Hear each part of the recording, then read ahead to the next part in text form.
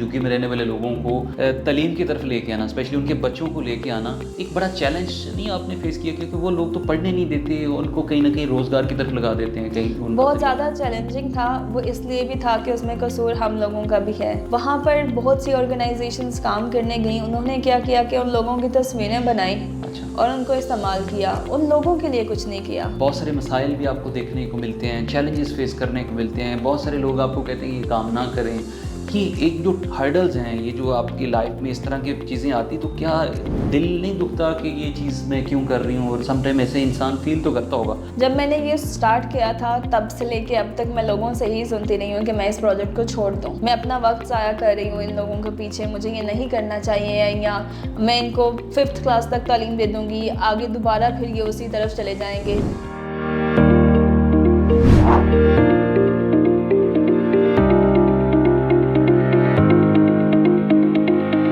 السلام علیکم ناظرین، قاسم علی شاہ فاؤنڈیشن میں آپ سب کو خوش آمدید. شیئرنگ اور پروفیشنل وزڈم میں آج ہم بات کریں گے ایک ایسی سٹوری پہ جس کو آپ سن کے حیران ہوں گے بلکہ انسپائر ہوں گے، کہ پاکستان کی ایک ایسی باہمت خاتون جو نہ صرف اس معاشرے کے لیے کام کر رہی ہے، معاشرے کے اس طبقے کے لیے کام کر رہی ہے جس کو آج تک ہم نگلیکٹ کرتے آ رہے ہیں، جس کو ہم اتنی اہمیت نہیں دیتے جتنی ہمیں اہمیت دینی چاہیے. پاکستان میں ایک ایسا سکول سایہ خدائے ذوالجلال SKZ ماڈل سکول جو پاکستان میں ڈیجیٹل لیب ساتھ ساتھ وہ ایسی خصوصیات جو ایک اچھے سکول میں ہونے چاہیے، وہ سکول نہ صرف پاکستان میں بلکہ گلگت میں بھی یہ کام کر رہا ہے. اور اس سکول میں ہم جانیں گے کہ اور کیا کیا سروسز دی جاتی ہیں. تو آج کے اس کی ہمارے ساتھ موجود ہے فاؤنڈر ڈاکٹر حفظہ خان. آئیے ویلکم کرتے ہیں. السلام علیکم ڈاکٹر صاحبہ، بہت شکریہ فار دا ٹائم. پاکستان کے لیے یقیناً ایک آپ روشن مثال ہیں، اسپیشلی خواتین کے لیے. جس طرح سے آپ ایسا معاشرے میں ایسے لوگ جن کو ہم نگلیکٹ کرتے آ رہے ہیں، جھوگی میں رہنے والے لوگ، تو آپ تھوڑا سا یہ بتائیے گا یہ جرنی کیسے سٹارٹ ہوئی؟ کیونکہ یہ کہا جاتا ہے کہ آپ نے ایک جھوگی سے سٹارٹ کیا اور آج پورے پاکستان میں اسکولوں کے آپ نے انبار لگا دیے ہیں اور ان لوگوں کے لیے لگا دیے ہیں جن کو سہولیات میسر نہیں تھی. تو تھوڑا سا پہلے اس پہ اپنی بتائیے گا. جی، آج سے 7 سال پہلے میں جب جھگیوں میں گئی تھی، لاہور کے علاقے سبز ہزار میں، ان بچوں سے ملی، جا کر دیکھا کہ یہ وہ بچے ہیں جن سے ہمیں ہمیشہ دور رہنے کو بولا گیا ہے اور کبھی ان کی رسپیکٹ نہیں کی گئی ہے، ان کے قریب بھی کوئی نہیں چاہتا ہے، یا یہ ہمیں بس سگنل پہ بھیک مانگتے ہوئے نظر آتے ہیں. تو جب میں وہاں پر گئی، بچوں سے ملی، تو وہ تو بالکل نارمل بچوں کی طرح بہت خوبصورت بچے. ہاں، میلے تھے، کپڑے صاف نہیں پہنے ہوئے تھے یا پہنے ہی نہیں ہوئے تھے ان بچوں نے، لیکن ان میں ایک اسپارک تھا، ان کی آنکھوں میں ایک چمک تھی، جس کو دیکھتے ہوئے میں نے ان کے پیرنٹس سے بات کی کہ اگر میں نے کچھ مہینے پڑھاؤں تو کیا وہ اس چیز کی اجازت دیتے ہیں. تو انہوں نے کہا کہ ہاں ضرور. تو میں نے وہاں پر ایک کپڑے کا کیمپ لگا لیا اور اس میں اردو بازار سے اسٹیشنری کا کچھ سامان لیا 30 بچوں کے لیے. اور وہاں پہلے ہی دن 50 کے قریب بچے آ گئے کہ پیرنٹس آ رہے ہیں بچے لے کے کہ ٹیچر ہمارے بچے کو اسکول میں ایڈمیشن دے دیں، جبکہ وہ ایک کیمپ تھا کپڑے کا. تو مہینہ گزرا، 1.5 مہینہ گزرا، بچوں کو ہم پڑھاتے رہے، کچھ ہم نے ان کی بیس بنا دی، کچھ بچے بہت ذہین تھے. پھر میں ان بچوں کو لے کے گئی گورنمنٹ اسکول میں ایڈمیشن کے لیے، لیکن وہاں پر اوور کیپیسٹی کی وجہ سے کلاس رومز میں جگہ نہیں تھی. پرائیویٹ کا بچوں نے ٹیسٹ بھی پاس کر لیا، ان کا ایڈمیشن بھی ہو گیا، اور لیکن جب اس ٹائم پہ کچھ اور پیرنٹس بھی ایڈمیشن کے لیے آئے ہوئے تھے، انہوں نے کہا تھا کہ جھگی والا بچہ اس اسکول میں پڑھے گا تو ہم اپنے بچے کو نہیں ایڈمیشن کروائیں گے. تو پرنسپل نے ریفیوز کر دیا، وہاں پر بھی بچوں کو نہیں مل سکا. تو پھر میں نے ڈیسائیڈ کیا کہ مجھے خود ان کے لیے کچھ کرنا ہوگا. میں نے وہاں پر ہٹ بنا دیا، ایک بیمبو یوز کر کے، چٹائیاں استعمال کر کے، اور ایک قاری صاحب اور ایک ٹیچر رکھ دیے، خود جا کے پڑھاتی رہی. ساتھ یونیورسٹی سے والنٹیئرز آ جایا کرتے تھے پڑھانے کے لیے. 4 سال اسی طرح چلتا رہا. پھر کووڈ آ گیا اور وہ سب کچھ ختم ہو گیا، ہمارا وہ ہٹ بھی گر چکا تھا اور سب کچھ ختم تھا. تو پھر میں نے ڈیسائیڈ کیا کہ اب مجھے ان کے لیے کچھ ایک پراپر اسکول سسٹم کرنا ہے. میں یہ تو جانتی تھی کہ ان بچوں کو کوئی اور ایڈمیشن نہیں دے گا، نہ ان کی اس طرح سے کوئی کیئر کرے گا جس طرح سے میں کر سکتی ہوں. تو میں نے کیا کیا، میں نے ایک پورٹیبل اسکول ڈیزائن کیا. تو ایک ڈاکٹر صاحب مجھے ملے، ڈاکٹر سارن راشد، انہوں نے اس پورٹیبل اسکول کے لیے فنڈ ریز کیا اور ہم نے پھر وہ پورٹیبل اسکول بنا کے دیا انہوں نے. پھر اس میں ہم نے ایک ٹیچر رکھی، خود پڑھانا شروع کیا. وہی بچے جو میرے پاس اس کیمپ والے اسکول میں آئے تھے وہ اس ہٹ پورٹیبل اسکول میں اب پڑھے ہیں، اور 2 سال اس پورٹیبل اسکول کو بھی ہو گئے ہیں، جس میں بچوں کو بریک فاسٹ دیا جاتا ہے، لنچ دیا جاتا ہے بچوں کو، کمپیوٹر لیب بنا کے دی ہے ان بچوں کے لیے، اور یونیفارم، بیگز، شوز، ہر چیز ہماری طرف سے دی جاتی ہے. اور 7 سال کا یہ سفر ہے جس کے بعد یہ اسکول وہی بچے جو زمین پہ پڑھنا شروع کیا تھا، جنہوں نے پانی نہیں ہوتا تھا، واش روم نہیں ہوتا تھا، پنکھا نہیں ہوتا تھا، ہمارے پاس کچھ بھی نہیں ہوتا تھا. ہم نے زمین پر ہی بیٹھ کے پڑھایا، ان بچوں نے بھی پڑھا، اور اب وہ بچے بہت اچھے سے تعلیم حاصل کر رہے ہیں. ان کے پیرنٹس میں، ان کی فیملیز میں بہت چینج آ گیا ہے.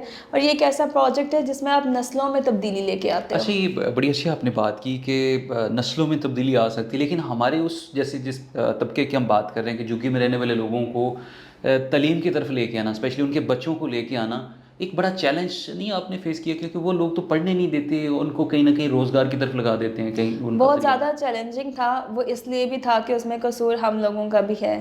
وہاں پر بہت سی آرگنائزیشنز کام کرنے گئیں. انہوں نے کیا کیا کہ ان لوگوں کی تصویریں بنائیں اچھا. اور ان کو استعمال کیا. ان لوگوں کے لیے کچھ نہیں کیا.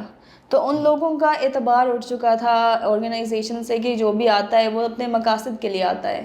میں اس وقت کوئی آرگنائزیشن نہیں تھی، میں ایک انڈیویجول تھی جو ایک اسٹوڈنٹ تھی. میں خود یونیورسٹی میں پڑھ رہی تھی، تو وہ مجھے بھی اس نظر سے دیکھتے تھے کہ یہ ہمیں استعمال کریں گے. تو وہ ان کا ٹرسٹ گین کیا میں نے کہ ہر کوئی ان کو استعمال کرنے کے لیے نہیں آ رہا، میں اپنا وقت ان کے لیے لگا رہی ہوں.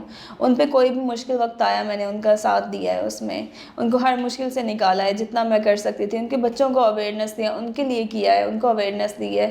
تو تب یہ 7 سال گزرنے کے بعد ان کا اتنا ٹرسٹ ڈیولپ ہوا کہ اب وہ میری بات سنتے ہیں. وہ سمجھتے ہیں کہ میں جو کر رہی ہوں ان کے بچوں کی اور ان کی بہتری کے لیے کر رہی ہوں.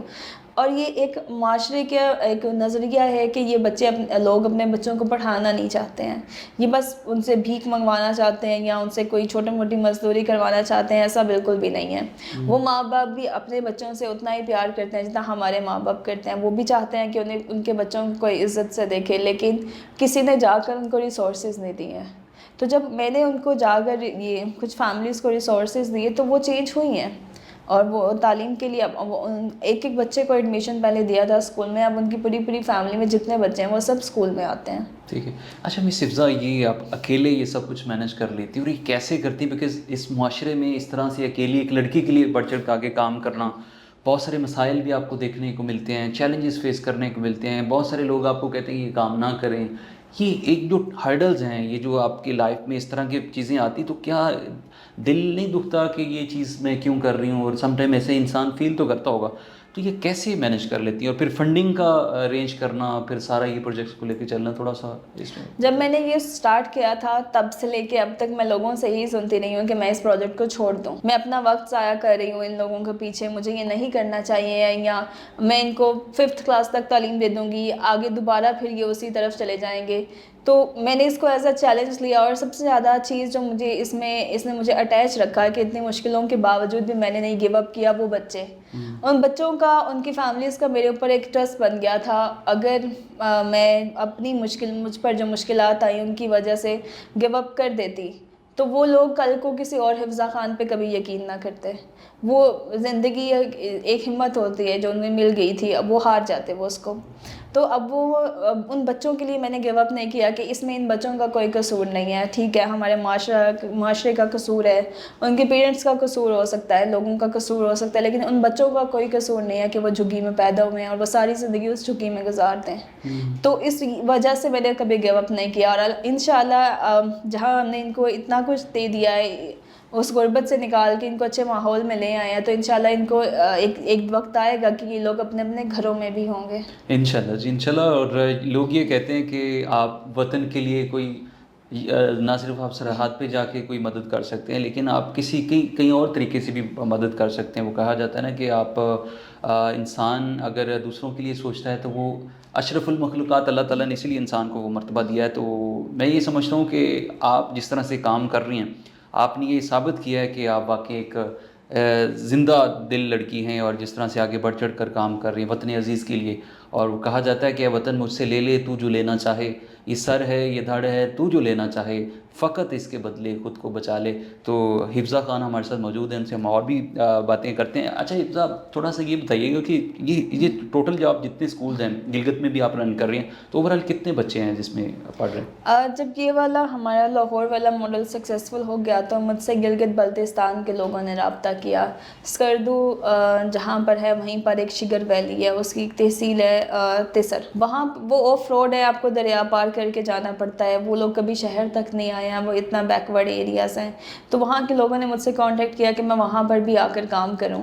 تو میں نے وہاں جا کر سیم ماڈل ادھر ریپلیکیٹ کیا. وہاں پر بلڈنگس بنی ہوئی تھیں, خستہ حال تھی, ان کو امپروو کیا, رینوویشن کی, ٹیچرس پرووائڈ کیے. اسی گاؤں کی لڑکیوں کو جابس دی, جو وہاں پر لڑکیوں کا نکلنا اتنا نہیں ہوتا تھا کسی کام کے سلسلے میں بھی. تو ہم نے وہاں کی لڑکیوں کو جابس دی کہ وہ ارن کر سکیں, اپنے گھر کو چلا سکیں. اوبیسلی وہ ویل ایجوکیٹڈ ہے. تو ایک گاؤں کو جب ہم نے اسٹک کیا تو اس کے ساتھ والے گاؤں کو پھر کیا, پھر اس کے ساتھ والے گاؤں کو کیا. اب ان تینوں گاؤں میں بالکل, اب ان تینوں گاؤں میں کوئی بھی لڑکا یا لڑکی آؤٹ آف اسکول نہیں ہے. اور ہم پرائمری لیول کی ایجوکیشن کو دے رہے ہیں. ایک اسکول میں ہم نے 6 کلاس بھی اسٹارٹ کر دیا, اور 700 اسٹوڈنٹ ہے ابھی ہمارے پاس وہاں پر. اور اس کے ساتھ ساتھ ایک اور جگہ ہے وہاں پر اپر کچورا, جہاں جو کہ اسکردو کی شنگریلا لیک, ہارٹ شیپ لیک ہے, وہ بہت فیمس ہے. وہاں پر بہت سے ٹورسٹ جاتے ہیں, لیکن کسی کو اس بات کا نہیں پتا کہ وہاں پر ایجوکیشن نہ ہونے کے برابر ہے. تو ایک اسکول کی کنسٹرکشن ہماری اپر کچورا لیک کے بالکل قریب چل رہی ہے, جو کہ انشاءاللہ نیکسٹ سیشن میں وہ بھی فنکشنل ہو جائے گا, اور اس گاؤں کے بھی تمام بچے تعلیم حاصل کریں گے. رائٹ. اچھا, یہ ساری تو آپ نے باتیں بتا دی. اتنا بچے ہیں اور ان کو مینیج کرنا, کہیں نہ کہیں کوئی ناگہانی سچویشن پیدا ہوتی ہے. تو بینگ اے میڈیکل پروفیشنل, آپ نے ان بچوں کے لیے کیا کیا ہے؟ کوئی میڈیکل سروسز بھی دیتی ہیں ہیلتھ کے حوالے سے تھوڑا سا؟ ہم فری میڈیکل کیمپس ان کے لیے آرگنائز کرتے رہتے ہیں, اپنے اسکول کے بچوں کے لیے بھی اور گاؤں والوں کے لیے بھی, کمیونٹی کے لیے بھی. پھر اس کے ساتھ ساتھ جو ہمارا سلم اسکول ہے, وہاں پر آپ کو اندازہ ہوگا کہ اوبیسلی بچے پراپر گھروں میں تو رہتے نہیں ہیں, تو اسکن ڈیزیزز بہت زیادہ ہو جاتی ہیں, یا بچے گٹر کھلے ہوتے ہیں, گٹر میں گر جاتے ہیں, ان کی کوئی ہڈی وغیرہ ٹوٹ جاتی ہے, کرنٹ بہت عام ہوتا ہے, بارشوں میں بچوں کو لگ جاتا ہے. تو یہ ساری جو سچویشن جب ہوتی ہے تو ہم فوراً سے اس کو چیک کرتے ہیں. بچوں کو ڈاکٹر کے پاس لے کے جایا جاتا ہے, اس کو پراپر ٹریٹمنٹ دیا جاتا ہے, میڈیکیشن ہماری طرف سے دی جاتی ہیں, کیونکہ ان کے پیرنٹس کو تو نہیں پتا ہے کہ ہم نے اس مرض کے لیے کس ڈاکٹر سے رجوع کرنا ہے. وہ کیا کرتے ہیں کہ کسی حکیم کے پاس چلے گئے یا کسی سے دم درود کروا لیا, وہ اس طرف ہے. تو یہ بہت ضروری ہے کہ اسے یہ سچویشن دیکھنا بھی بہت ضروری ہے. تو ہیلتھ بھی ضروری ہے, بلکہ میں یہ کہوں گی کہ صحت, ایجوکیشن تب تک آپ نہیں دے سکتے کہ اگر ان کی صحت نہیں ہے, اور اگر ان کے پیٹ میں کچھ کھانے کو نہیں ہے تو بھوکے پیٹ وہ نہیں پڑھ سکتے ہیں.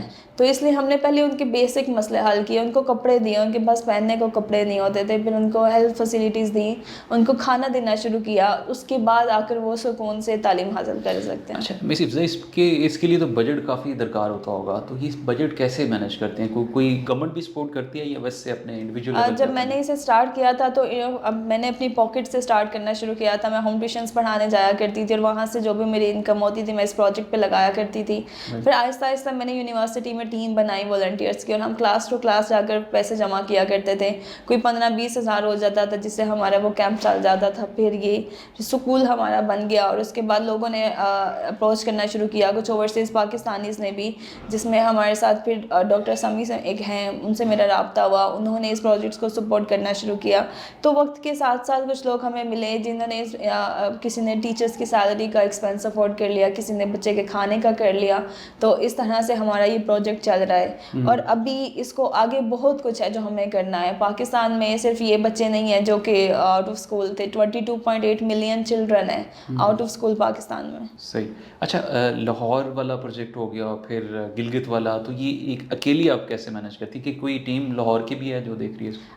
اس طرح سے ہے کہ جو لاہور والا پروجیکٹ ہے وہ انصار عاصم ہے, میری ٹیم ممبر, بہت عرصے سے میرے ساتھ ہیں, ایز اے والنٹیئر اس کو دیکھ رہی ہیں, وہ اس کو لک آفٹر کر رہی ہوتی ہیں. پھر جو گلگت بلتستان اور سارا اوور آل ایڈمنسٹریشن کے معاملات ہوتے ہیں اس کو میں ڈیل کر رہی ہوتی ہوں. ٹھیک ہے. اچھا, آپ ڈسکس کر رہی تھی کہ SKZ لاہور کا جو اسکول ہے, وہ جو جگہ ہے وہ LDA کی ہے, تو پھر آگے اس کا فیوچر کیسے دیکھ رہی ہیں؟ کیونکہ LDA کبھی بھی اس پہ قبضہ کر سکتا ہے. جی بالکل, ابھی جو زمین ہے وہ LDA کی ہے, وہ ہماری زمین نہیں ہے, نہ ہی ہمارے پاس اتنے ریسورسز تھے کہ ہم کوئی زمین بائی کر پاتے.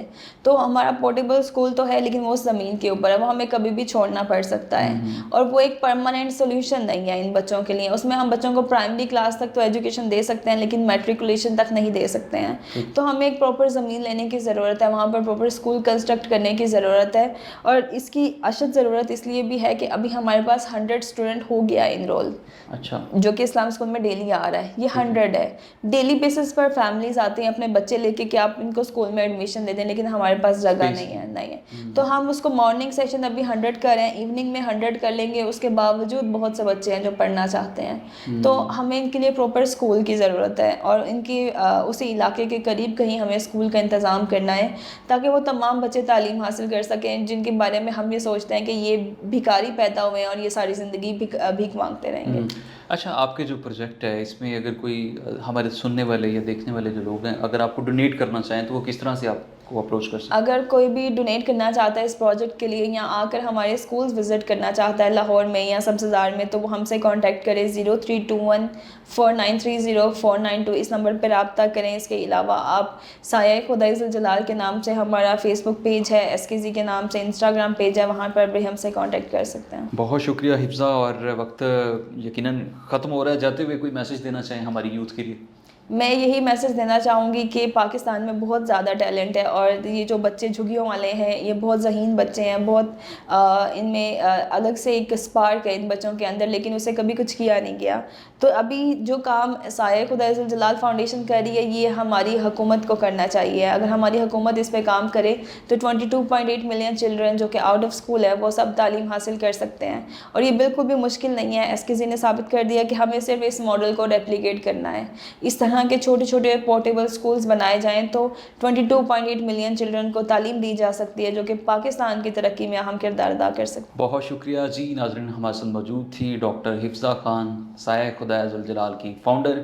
شی از a great and brilliant philanthropist in Pakistan working for the children. So this is the whole scenario regarding we have discussed. So آج کا جو شو ہے اپنے اختتام کو پہنچ رہا ہے.